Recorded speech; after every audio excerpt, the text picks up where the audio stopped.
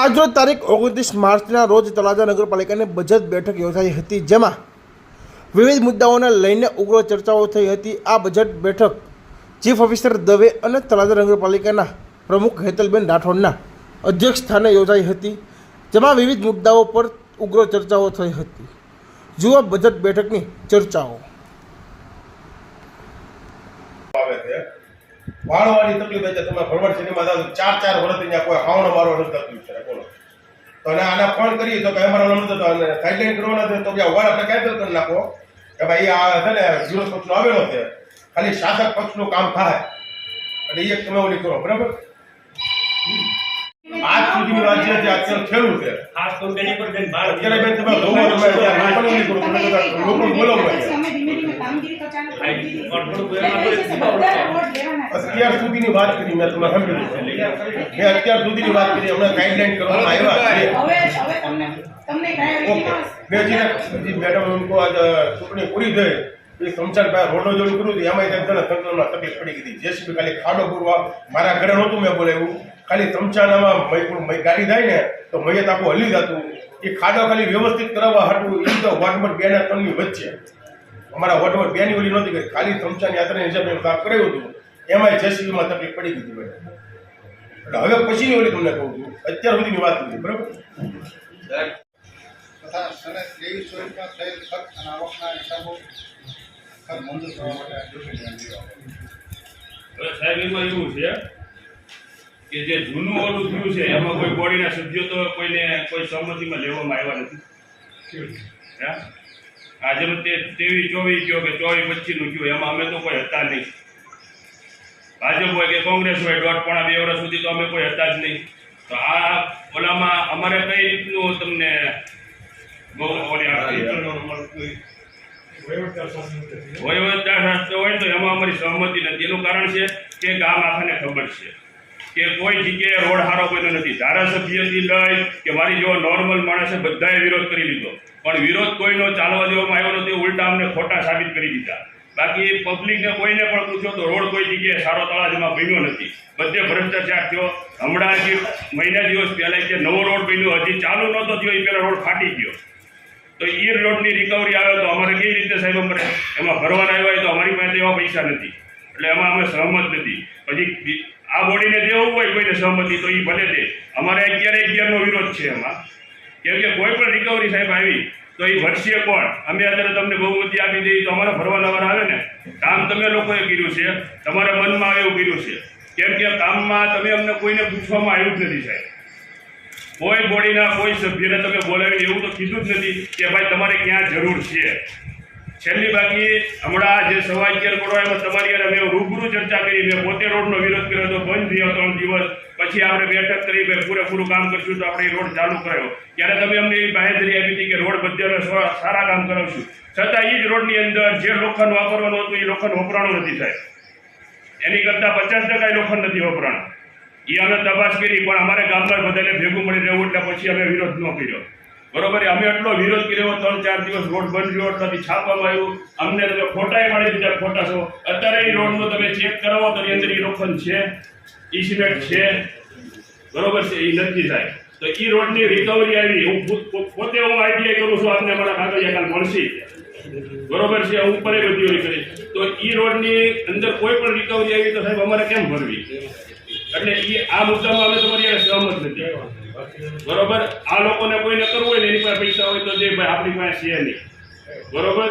અને રહી વાત એ કે એ પૈસાની અંદર સાહેબ જે ગામની અંદર 13 વર્ષ 14 વર્ષના છોકરા એ એરિયામાં તણાઈ જાય છે વરસાદના પાણીથી, વરસાદના પાણીના પૈસા આપણા ગામમાં આવ્યા તો એ ગામના ગટરોના સ્લેબ તૂટી ગયા, એની અંદર 1 ફૂટનું ગામનું કોઈ જગ્યાએ પૂરવામાં આવ્યું નથી, જ્યાં ગુજરી ગયા છે છોકરા, હું પોતે કાઢવા વાળો છું, એ ગટરની અંદર હું પોતે ઉતરવા વાળો છું, તો જ્યાં તમે અમને એ નથી પૂછ્યું કે આની અંદર બાળકો તણાઈ તળાજાની સિટીની વચ્ચોવચ, ગામની બહાર નહીં, સિટીની વચ્ચોવચ બાળક પાણીની અંદર તણાઈ હુયું જાય છે, ગુજરી જાય છે, તો એ રોડના એ નાળાના ઢાંકણા નથી નખાણા હજી સુધીમાં। એ સમયમાં ખાલી અમારે સમજાવી દીધું કે તાર મારી દીધા, તો તાર મારી દીધે કોઈ અંદર ન જાય એવું બને ખરું?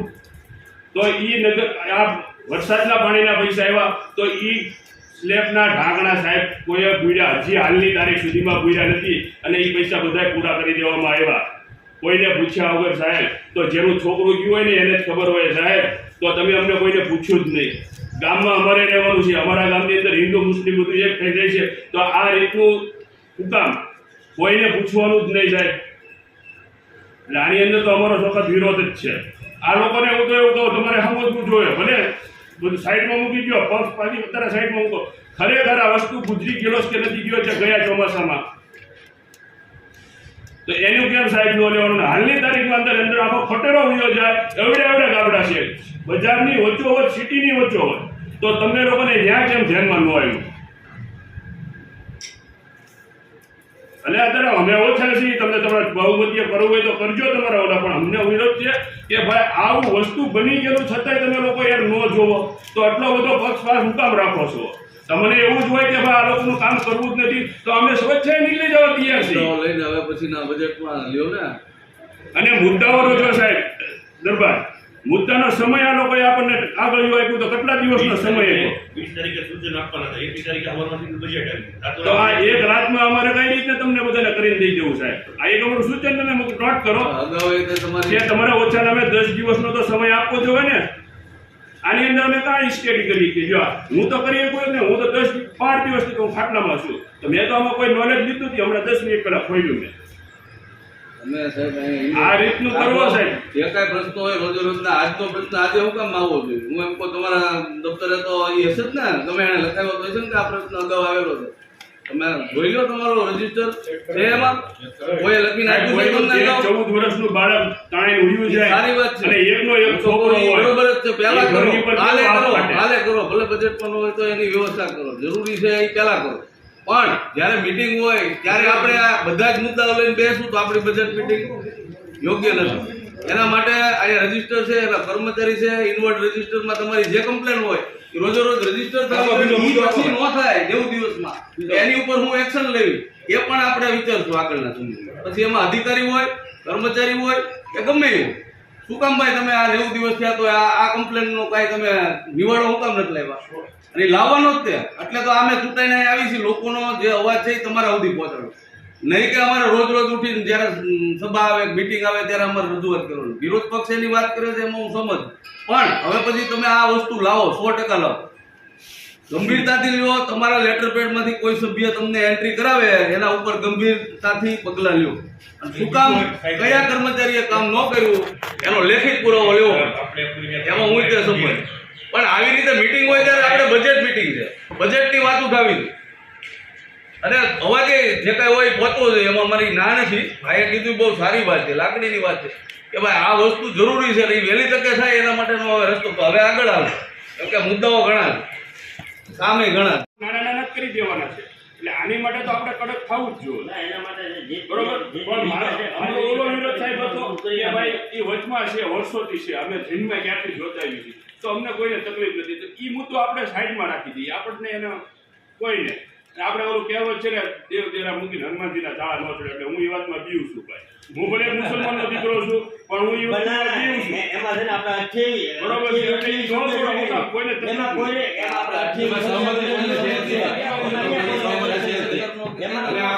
આજ સુધીની વાત જે અત્યારે થયું છે, ખાસ કંપની પર બેન બહાર અત્યારે બેન તમે જોવો, તમે અત્યારે લોકોને નહીં કરો, તમે બધા લોકો બોલાવો અહીંયા. અમે ધીમે ધીમે કામગીરી તો ચાલુ કરી દીધી છે. પણ બધા વોટ લેવાના છે. અત્યાર સુધીની વાત કરી મેં, તમે સમજી મેં અત્યાર સુધીની વાત કરી, હમણાં ગાઈડલાઈન કરવામાં આવ્યા છે. હવે તમને કયા મેં હજી મેડમ એમ કહો, આજ ચૂંટણી પૂરી થઈ એ સમસાર પાસે રોડો જોડું કર્યું હતું, એમાં એક જણા સંકલનમાં તકલીફ પડી ગઈ હતી. જેસીબી ખાલી ખાડો પૂરવા મારા ઘરે નહોતું મેં બોલાવ્યું, ખાલી ચમચાનામાં ગાડી થાય ને તો મયત આખું હલી જતું.